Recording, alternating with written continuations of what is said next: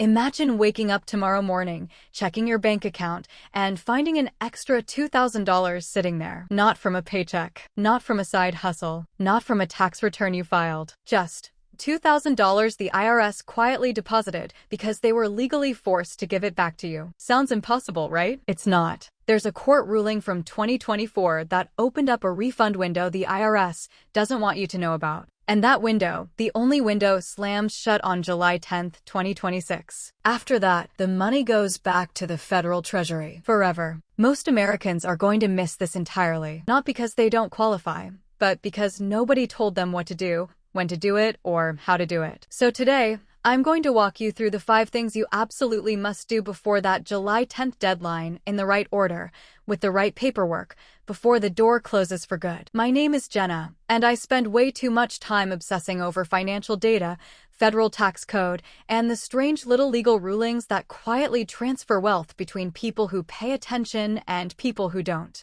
If you've ever filed your taxes during the COVID years, that's 2019, 2020, or 2021, there is a real, non-trivial chance the IRS is sitting on money that legally belongs to you. Hit that subscribe button and give this video a thumbs up so the algorithm shows you the next one. Because today's rules might put a few hundred or a few $1,000s back into your bank account in the next 6 weeks.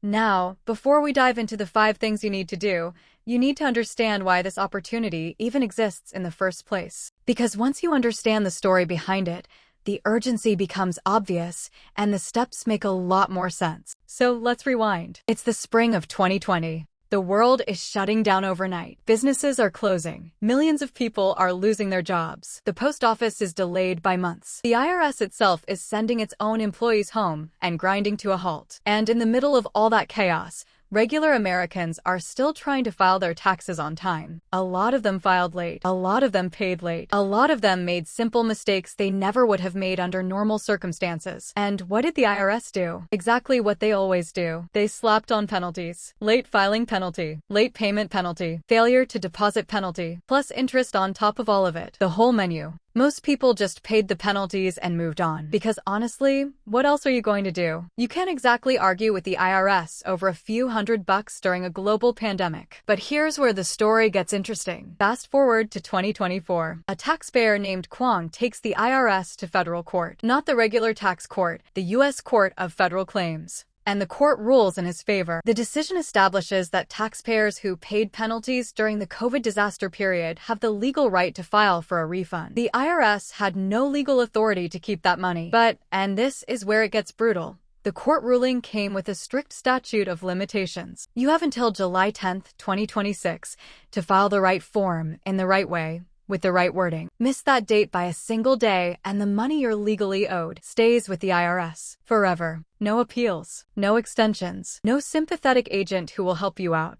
Just gone. So that's the setup. Now, let's get into the 5 things you must do, in this exact order, to get your money back before the door closes. Thing number 1. And this is the step 90% of people skip, which is exactly why 90% of people get rejected. You need to pull your IRS account transcripts before you do anything else. Here's why this matters. To file for a refund, you have to know the exact dollar amount you're trying to claim back. Not an estimate. Not a guess. The exact amount the IRS assessed against you. Because if you guess wrong, even by a few dollars, the IRS will reject your claim. And by the time they get around to mailing you the rejection letter, the deadline might already have passed. So how do you pull your transcripts? It's actually free. Go to IRS.gov, click on Get Your Tax Record. You'll have to set up an online account through their identity verification system, which is a little annoying. You'll need a phone, a photo ID, and about 10 minutes. But once you're in, you have free access to your entire tax history. Once you're logged in, you want to look at something called your account transcript for each of the years 2019, 2020, and 2021. Pull all 3, even if you only think you got penalties in 1 year. Because here's the thing, the IRS often assesses penalties retroactively, meaning a penalty for your 2020 return might not show up until 2022 or 2023 on your transcript. Look for line items that say things like, failure to file penalty, failure to pay penalty, failure to deposit penalty, or interest charge. Each one will have a specific dollar amount next to it. Write all of them down. Add them up. That total, that exact number, is what you're going to put on your refund claim. And listen, I know this sounds tedious. I know nobody wakes up excited to log into the IRS website, but this single step is the difference between getting a check for $1,500 in 3 months and getting a rejection letter after the deadline has already passed. Don't skip it. Thing number 2. Once you have your transcripts and you know your exact refund amount, you need the actual form.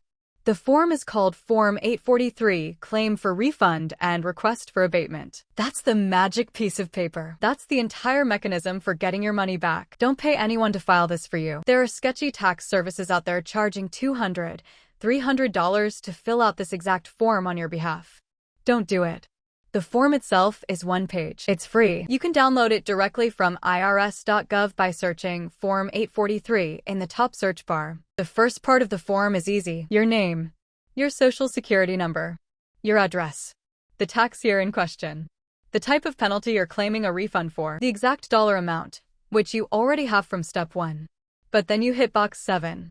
And box 7 is where most people fail. Box 7 asks for the reason you're requesting the refund. This is where the wording matters a lot. Under the Kwong ruling, the magic words are something like requesting penalty abatement and refund pursuant to the COVID-19 disaster declaration and the Kwong versus United States decision rendered by the U.S. Court of Federal Claims. Then, in 2 or 3 sentences max, briefly describe how COVID specifically affected your ability to file or pay on time. Were you sick? Did you lose your job? Did your business have to close or pivot? Did you have to take care of a family member who got infected? Did your local post office sit on your mailed return for 3 months because of the USPS slowdown? Did the IRS itself lose your return because their own offices were shut down? Whatever your specific situation was, and almost everyone has one, write it down clearly, but keep it tight. 2 or 3 sentences. Don't write a novel. The IRS agent reviewing your form has hundreds of these to process. The shorter and clearer your explanation, the faster they approve it. Thing number 3. This is the step that sounds the most boring, but is actually the most important. When you mail your form to the IRS, you must use certified mail with tracking. Not regular mail. Not priority mail. Certified mail. Let me explain why this matters. The IRS deadline is based on what's called the postmark rule. What that means is, as long as your envelope is officially postmarked by July 10, 2026, your claim is locked in even if the IRS doesn't get around to processing it for another 6 months. The postmark is what saves you. But here's the trap. If you use regular mail and the IRS later claims they never received your form, you have no proof. None. The deadline passes. The money is gone. The end. Certified mail costs about $5. $5. That's the cheapest insurance policy you will ever buy in your entire financial life. When you mail it certified, you get a receipt with a tracking number and an official date stamped from the post office proving exactly when the IRS received it. That receipt is your proof. Hold on to it like it's a winning lottery ticket, because in a sense, it is. The address you mail it to depends on which state you live in. The list of correct addresses is in the official Form 843 instructions, which you can also download for free from IRS.gov.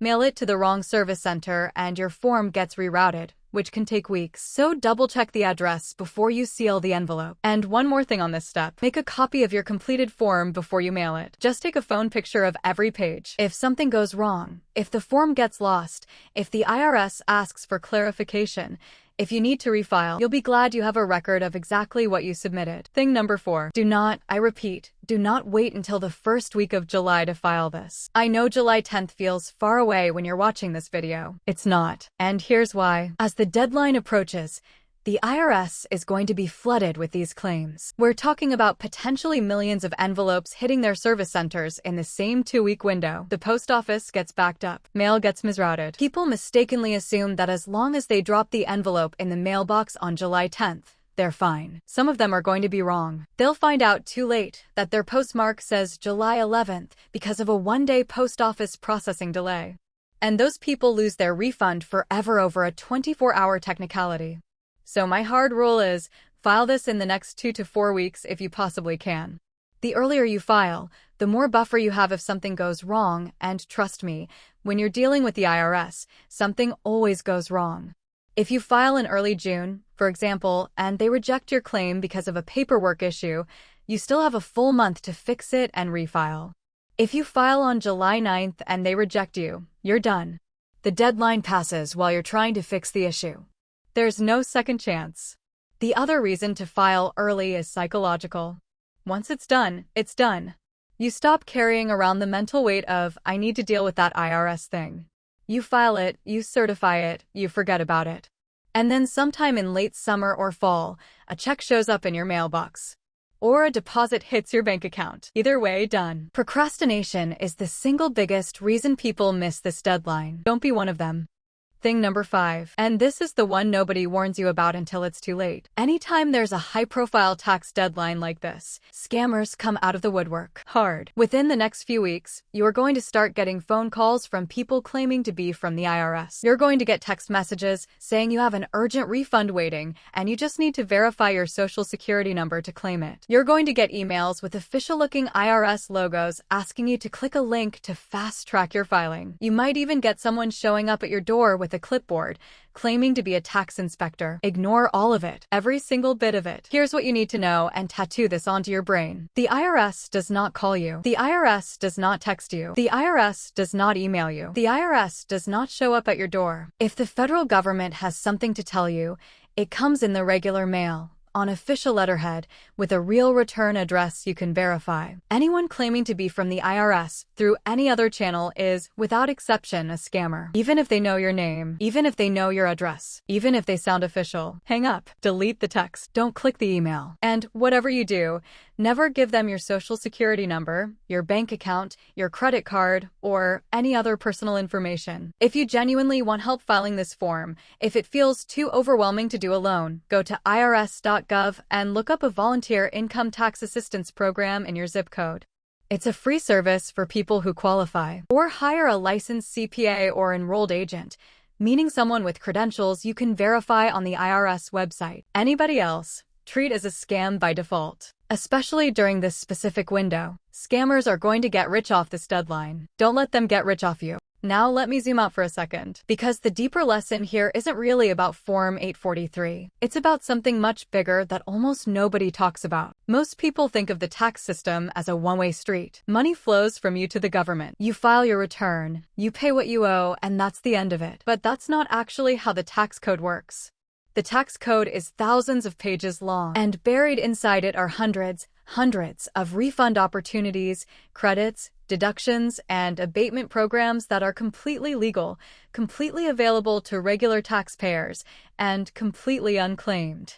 The IRS itself estimates that billions of dollars in refunds and credits go unclaimed every single year, not because people don't qualify, because they simply don't know to ask. That money sits in government accounts forever. It's a quiet, invisible transfer of wealth from people who don't pay attention to a federal treasury that's perfectly happy to keep what it's not asked to return. Wealthy people know this. That's why the wealthiest Americans hire CPAs and tax attorneys whose entire job is to find every single dollar the government legally owes them and claim it. They don't leave money on the table. They treat the tax code like a treasure map. They are constantly looking for the next opportunity. And the gap between people who do this and people who don't compounds over time. Imagine reclaiming an extra $2,000 every single year for the next 30 years. Just $2,000 annually. Now imagine investing that into a low-cost index fund earning 8% annually. Do you know what that turns into? Roughly $245,000. Almost $250,000, built entirely from money that was already yours. This is what people mean when they say the rich don't pay taxes. It's not that they're breaking the law. It's that they're using every legal tool the tax code provides to minimize what they pay and maximize what they reclaim. And those exact same tools are available to you. You just have to know they exist and be willing to actually use them. The Kwong refund window is one of the cleanest examples I've seen in years. The court literally said the IRS owes this money back. The form exists. The deadline is published. The instructions are free. And yet most Americans are going to miss it entirely. Because nobody, and I mean nobody, is going to chase you down to give you your own money back. Let me paint you a picture of what claiming this refund actually feels like. Because it's not just about the dollar amount. It's about something more important than that. It feels like opening your mail in late summer and seeing an envelope from the US Treasury, and instead of dread, You feel anticipation. It feels like depositing a check you weren't expecting and watching your savings account quietly tick up. It feels like the small,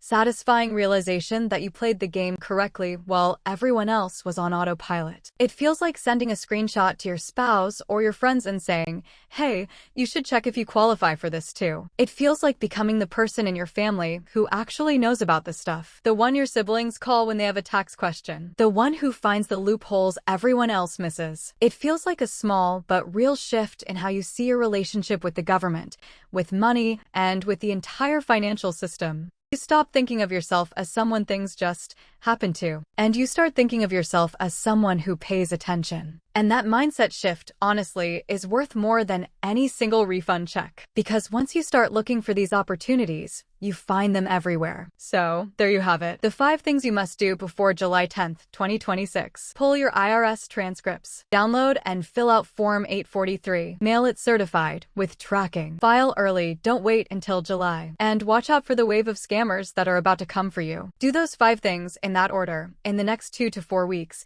and there's a real chance you walk away with a refund that the IRS would have otherwise quietly kept forever. We're talking somewhere between $200 and a few $1,000, depending on your specific situation. For self-employed folks and small business owners, the numbers can be even bigger. And listen, even if it turns out you only qualify for $200, that's still $200. That's a utility bill. That's a week of groceries. That's a meaningful contribution to your emergency fund. Don't let it stay with the IRS just because filing felt inconvenient for an afternoon. If this video helped you, hit subscribe so the algorithm shows you the next one, because trust me, this won't be the last time the financial system quietly opens a window for regular people to grab back what's already theirs. There's a whole world of these opportunities out there. From now on, we're going to find them together. Your future self is going to thank you for the decision you make today. Don't wait until July. Do this now. I'll see you in the next one.